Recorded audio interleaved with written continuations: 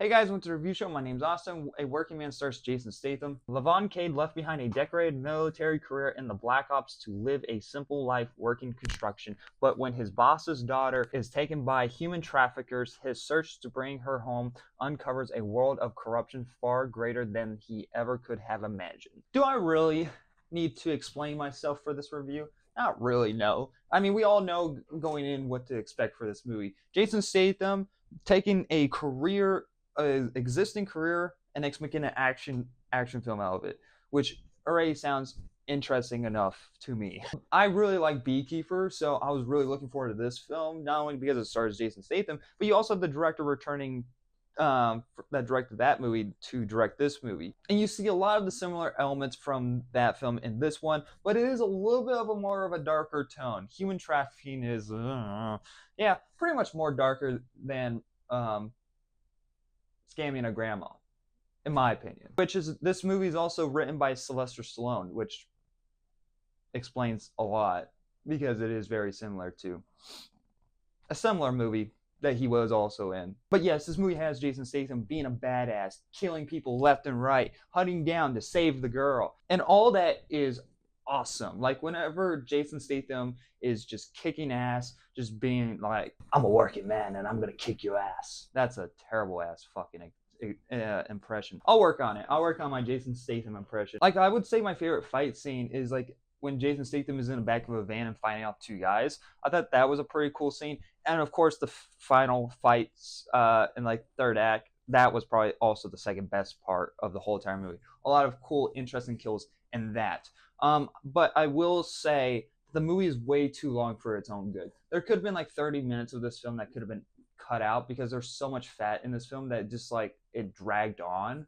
Like, Jason Statham went on this weird adventure to, find this girl. Like, I get he's working up the ranks to find, work his way up to find the girl, but it's like it's so convoluted and all over the place that it just doesn't really make any sense. And when he finds the person that is directly connected to her disappearance, he doesn't take action directly right away, which I find very strange. Drag the film out a lot longer than it should be, leading to scenes like where, the girl escapes just to get recaptured 2 seconds later. It's like, what was the point of her escaping if she was going to get captured anyways? I get it's supposed to show that she's kind of like a badass in her own way. Could have easily added a scene while Jason Statham was breaking in, and if she got loose and had a couple punches of herself, like that would have done justice the same way as adding the escape scene. And honestly, I didn't really feel that connection like I did in Beekeeper, where Jason Statham went on this, killing spree, and getting revenge for this person that he worked for, which was an older woman who got scammed, and she ended up dying. I forget how she dies. I don't know if it was suicide or if it was like, just like, or if it was like stress. But there was some form of connection between the two characters, and you were along with this adventure that he went in Beekeeper. Here you understand, but you don't really feel the connection. It's like, because it's just like someone's, like, it's like his boss's daughter, which it's implied, like, the daughter, Jason Statham, are like really good friends, and like even the boss, his boss and him are good friends, but you don't really feel that connection at all because they have like maybe like 5 seconds of screen time together, especially with the daughter before she gets kidnapped. And which I understand the whole point of the movie, because there's always this question being brought up throughout the film of like him asking, like, do you have a daughter? And like the person either replying with a, most likely with a no answer, and with him saying like, then you won't understand.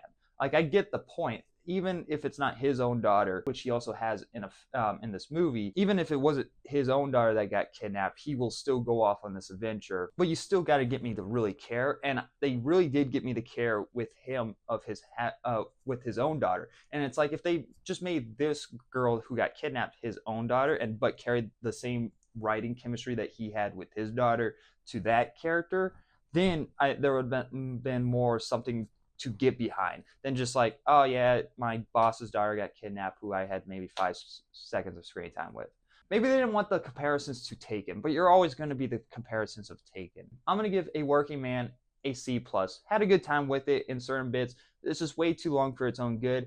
And the reason to go on this adventure, I didn't really feel that connection like I did in Beekeeper. So, and oddly enough, there's this weird like I don't know, like dark filter over the whole entire film, and so there's certain parts in the movie that felt hard to see. That's just something I guess I forgot to kind of mention, but that's something also I had a weird issue with the film. So there's that. But yeah, anyway, guys, thanks for watching. Like always, I'll see you guys next review. Bye, guys.